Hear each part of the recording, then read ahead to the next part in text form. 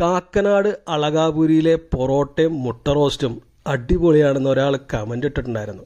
അപ്പോൾ പിന്നെ നമ്മളത് പോയി കഴിച്ചു നോക്കണമല്ലോ. അവിടെ ചെന്ന് ഈ ഐറ്റംസ് ഓർഡർ ചെയ്തു. അങ്ങനെ കഴിച്ചു തുടങ്ങിയപ്പോഴാണ് ഓർമ്മ വന്നത്, എഗ് റോസ്റ്റ് അല്ലേ പറഞ്ഞത്, പക്ഷെ ഞാൻ ഓർഡർ ചെയ്തത് എഗ് കറിയാണല്ലോ എന്ന്. എന്തായാലും കഴിച്ചു നോക്കാമെന്ന് വെച്ചു. റബ്ബർ പോലത്തെ ഒരു കഷ്ണം പൊറോട്ട അങ്ങോട്ട് വലിച്ചു പറിച്ചിട്ട് ആ ഗ്രേവിയിൽ മുക്കി അങ്ങോട്ട് കഴിച്ചു.